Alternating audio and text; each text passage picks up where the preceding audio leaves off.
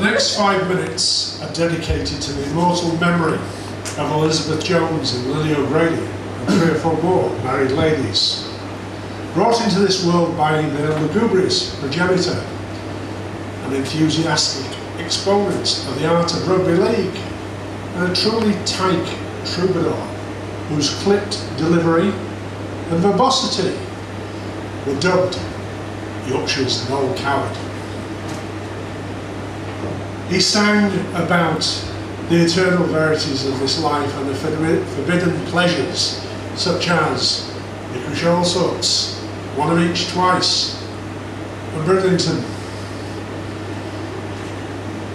But being a Leeds lad, he often spoke about the dodgier denizens of this city, especially the lovely ladies who plied their dubious trade in the scabby boozers on the Kirkstall Road. But although he sang of humdrum events, it was never in a humdrum way. For even such a mundane event like a parish jumble sale would be riddled with classical illusions and intellectuality that might appeal to Eleanor. Yapta was my alia, indeed.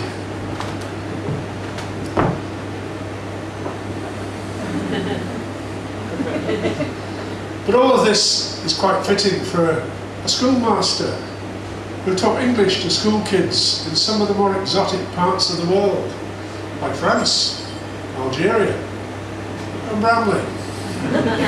He was a bright lad, a scholarship lad, and the Jesuits got him. And they put the fear of God into him, and they punished his imagination. But to no effect, thankfully, because his imagination led him to be the first bilingual surrealist entertainer, long before Monsieur Izzard was even a twinkle in his cat's eye.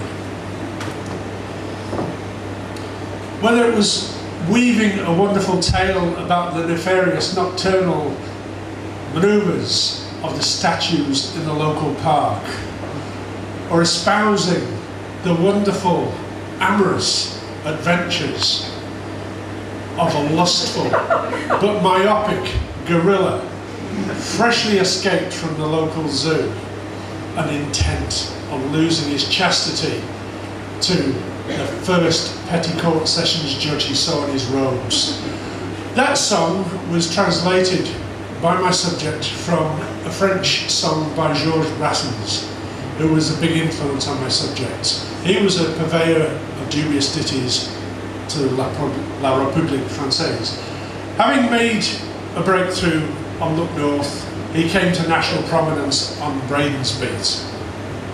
That was a popular magazine programme of more innocent times, but the great British public didn't take lightly to his northern charms, and indeed, for they besieged the switchboard at the BBC with cries for his P45, but luckily to no avail, because he thrived and his TV career lived long beyond Braden, and on Braden's legacy show, otherwise distinguished for crowd-sourced rude vegetables and Esther Ransom.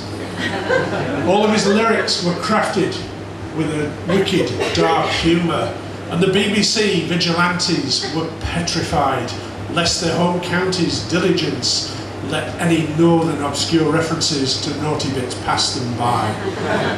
But the humour and the darkness was always balanced by thoughtfulness and poignancy, especially his intake carols song, Bethlehem, Remember Bethlehem. He inspired many northern songsters such as Mike Harding, and the Barnsley bard Ian Macmillan wrote a musical play about my subject's work. Diabolical songs such as the Castleford Ladies' Magical Circle, Elizabeth Jones and Lily O'Grady and 3 or 4 more other ladies, each with a walrus broomstick and a tabby cat. This, 40 years on, is my favourite song by my subject and a fitting tribute to the immortal memory of Jake Thackray, late of this parish. Thank you.